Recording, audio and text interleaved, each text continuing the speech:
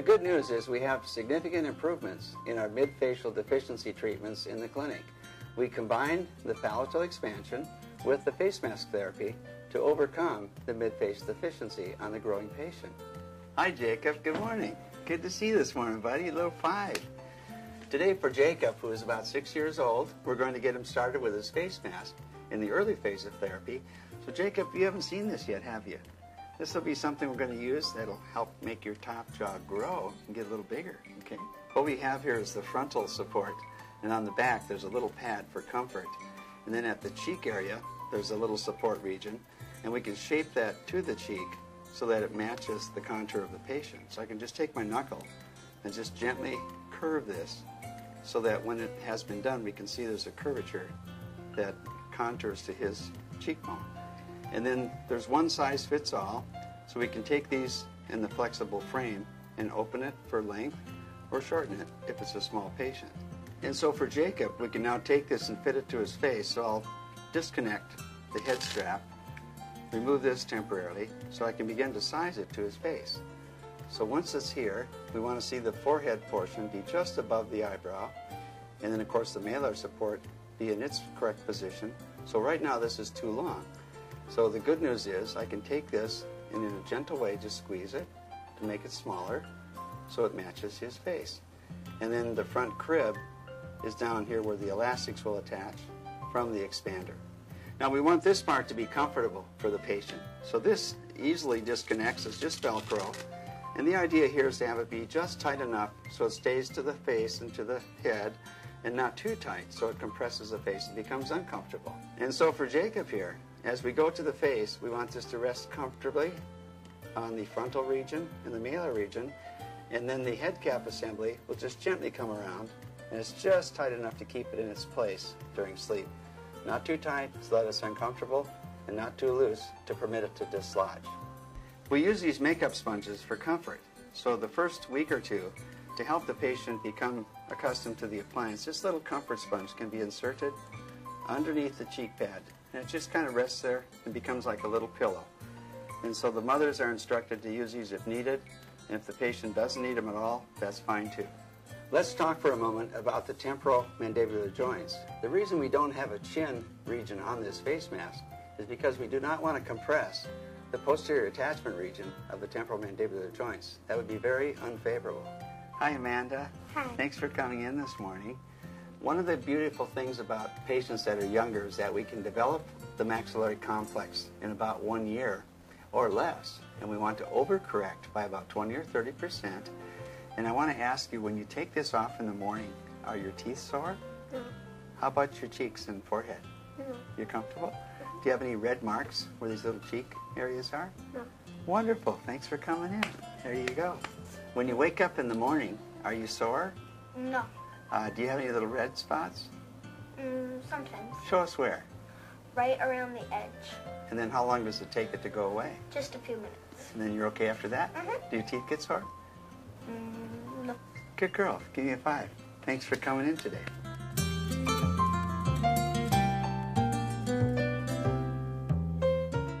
What we have here is the expander with the extending arms along the buccal regions, the expansion part in the center, the buccal arms to permit the attachment of the elastics to the face mask, and then as the patient wears this, the front of the smile comes downward as the occlusal plane tips and improves during treatment. Let's clarify how we do the turns on the palatal expansion device with the face mask. We go a little slower so that the circummaxillary sutures are all affected over an extended time.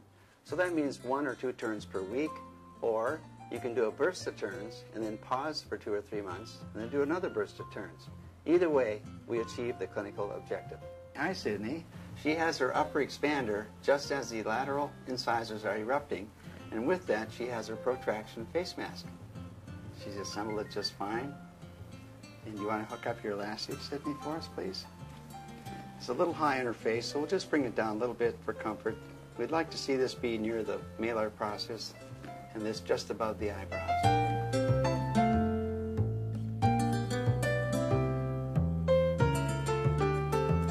What we know about the younger patient is that compliance is better and the treatment response is much quicker. So younger is definitely better. Jacob's putting on his face mask. He already has an expander in his mouth, and so we've asked Jacob to wear this every night, and he's worked himself up to wearing this every night when you go to bed. Is that right, Jacob? Yep. And how was it to get used to it in the beginning? It felt uncomfortable until you slept with it about 3 nights. 3 nights and you got used to it. Very good. Typically, we ask patients to wear this about 1 hour per evening to get used to it, and that's for the first week. And then after that, we ask them to wear it about 2 hours an evening the second week. Somewhere around the 3rd or 4th week, the patients are typically able to wear it through the night as they sleep. And that becomes the only time that they really wear this. So the region on the forehead and the 2 side supports are sufficient to anchor the device while the elastics hook from the crib to the internal part of the expander.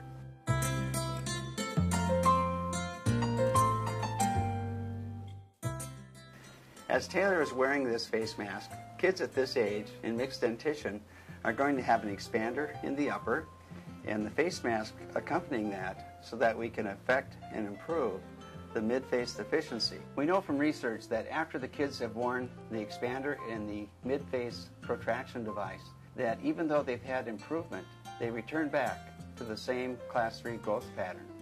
And of course, protraction on the patient having all permanent teeth means that we're going to get primarily dental movements forward, not so much skeletal movements. So Alexa, would you please place the face mask for us? Typically, we would ask her to wear it at night. So when she goes to bed, she assembles this. And the way we can tell if the patient's wearing it consistently is generally they can find a way to place it without even looking in the mirror and get the parts in place and get comfortable, and then wear it when she sleeps. Now, from the face mask, you attach elastics, right, Alexa? Is that easy enough to do? Yeah. Are your teeth sore in the morning afterward, or are you comfortable? They get a little sore? And understand that the traction is a little heavier with the face mask to be able to bring the whole segment of the upper arch forward. And then to do that, we attach to this little arm that's in the side. She attaches the elastic from there up to the face mask and produces the protraction. You want to give a big smile so they can see it? I'm here with Greg, who is 13 years old, and we're developing the upper jaw to become normalized. He has a class 3 mid-face deficiency, and his growth prediction shows that the mandible will grow excessively at maturity.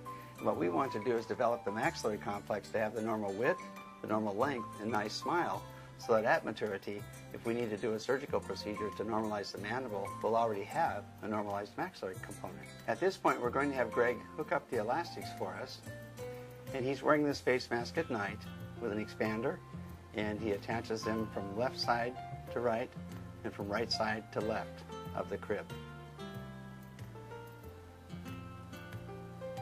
Good job, Greg. We also know that we must overcorrect. We must bring them forward about 20 or 30% more than the treatment goal. And we also know that the patient returns to the class 3 growth pattern that is part of their genetic condition. You know, it's better to build boys and shape the faces and jaws than to repair men with surgery later. Now, of course, surgery is beneficial, but there's a whole lot we can do with mid-face orthopedics on the growing child. You know, I want to thank Great Lakes Orthodontics for their efforts and their beliefs in our face mask therapy, and I want to leave you with some wisdom.